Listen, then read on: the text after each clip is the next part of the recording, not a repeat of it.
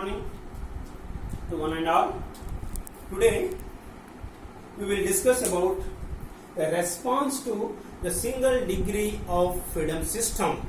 So as we know, the single degree freedom system constitutes a spring with a mass m. The spring stiffness is K, and this mass has the freedom to move downward.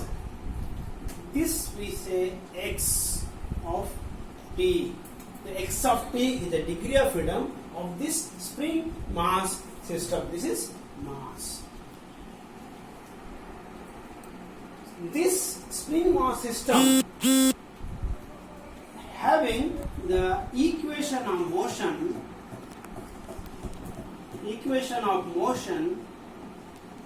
as mx double dot plus kx equal to 0, because 0 is because we are discussing about the free vibration. This is free vibration.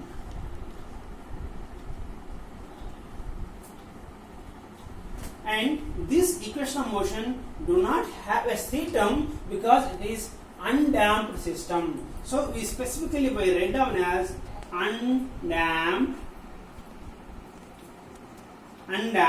free vibration. Undamped vibration. So we want to discuss this particular equations, the solution, that is nothing but a response. So we are interested in finding the response of the equation of motion. This equation can also be written as mx double dot of t plus kx of t equal to 0. So nothing is there means it is in terms of t, because dynamics, the response is in terms of t, x of t. So now we want to assume a certain solution, because a system being purely elastic, the spring, it is going to have only the harmonic motion. So the solution can be x of t is equal to a sine omega t plus b cos omega t.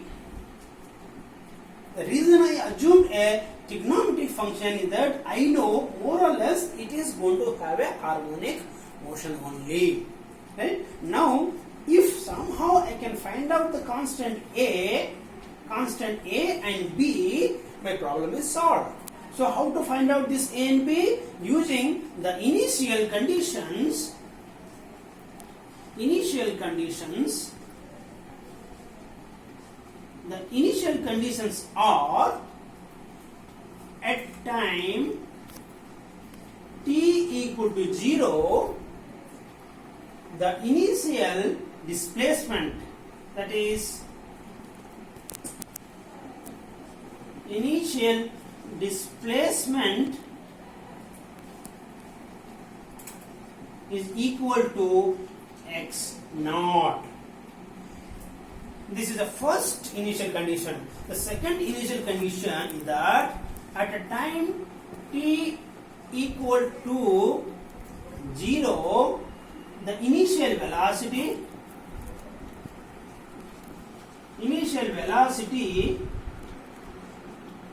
is equal to u naught.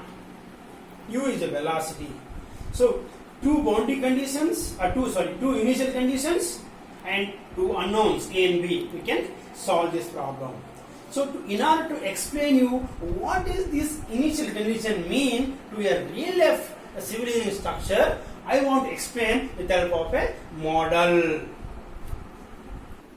So now we'll see, this is my cantilever beam and there is a mass attached to this cantilever beam. This being the scale is a a beam having some cross section, that means it has got some stiffness according to the length and a mass m.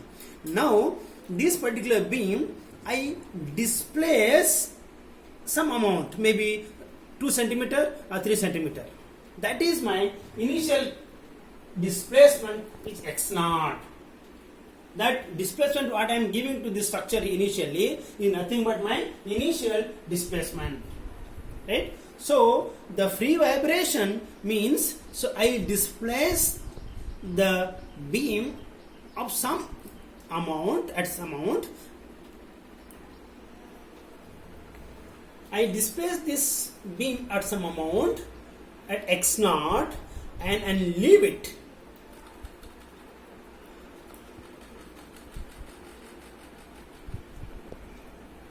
This is called free vibration. So I am not inducing continuous force onto the beam. What I am doing, I am giving only the initial displacement and suddenly I leave that force, a displacement, then structure gets vibration. This is called free vibration. This is called free vibration. Ready. Okay, so we have the constant A and B to be evaluated, and we have two initial conditions, which is x naught and u naught at time t is equal to 0. So let us apply. What is my solution? X of t equal to a sin omega t plus b cos omega t. Now let us differentiate this response because we need a velocity also. So x dot t is a velocity is equal to a omega cos omega t.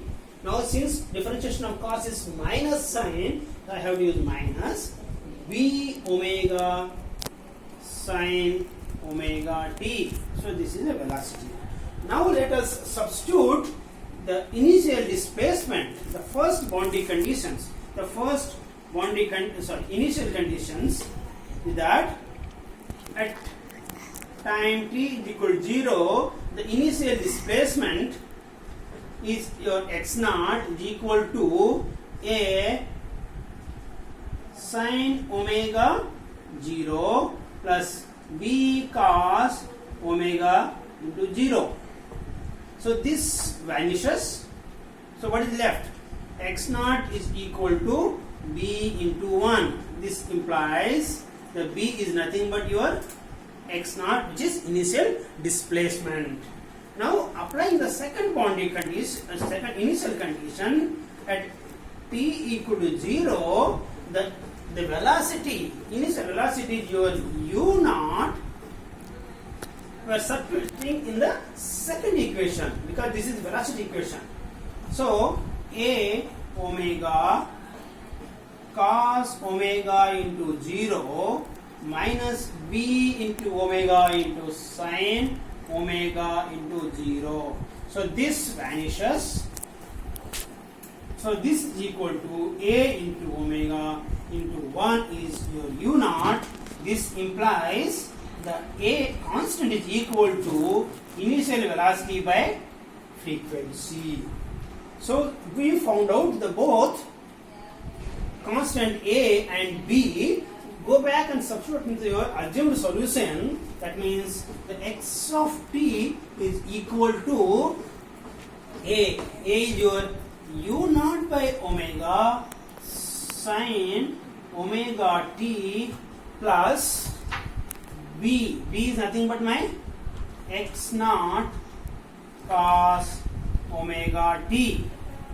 Now since I want a response in a single trigonometric term, so what I do, I will divide this each of the coefficient of the sine and cos with u naught by omega by square root of u naught square plus u naught omega whole square,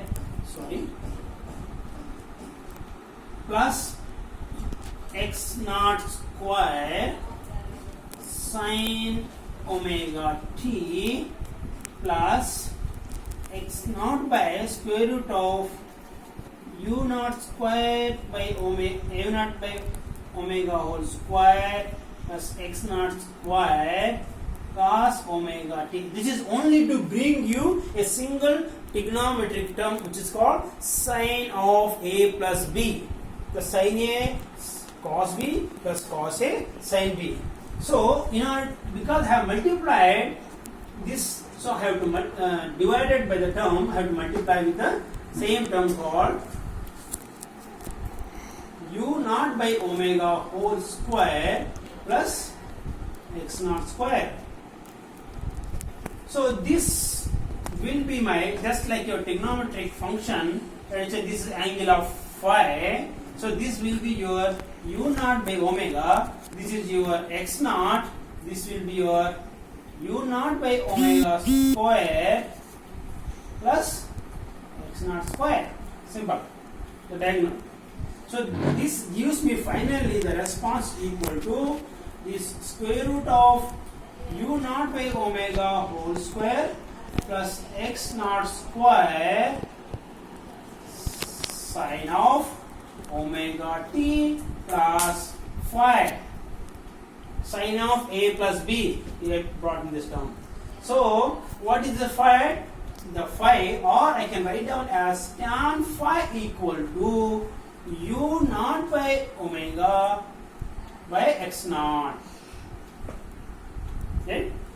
This is what this is nothing but your phase lag. Right? This is my response of single degree freedom system for undamped free vibration. So this term here is called maximum displacement of the system. U naught by omega whole square plus x naught square under root is called maximum displacement.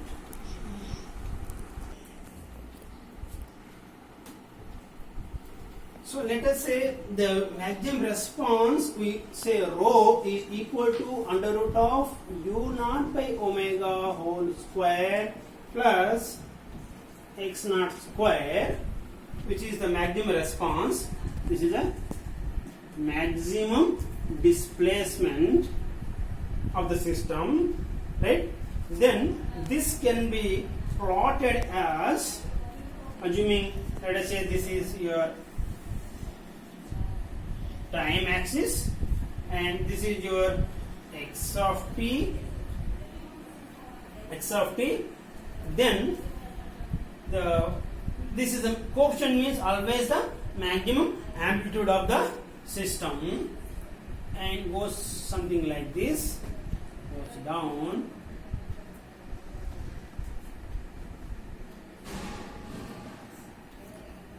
Okay, now if you observe, this is not just a plot, so this is supposed to be the same amplitude. Okay, so amplitude will not reduce at all, amplitude remains same throughout the system.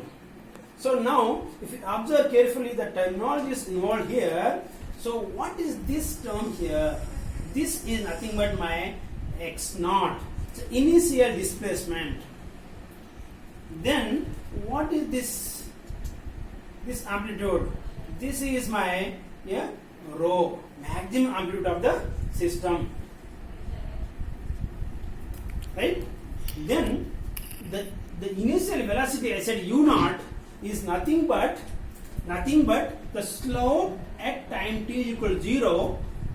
The slope is nothing but my u naught.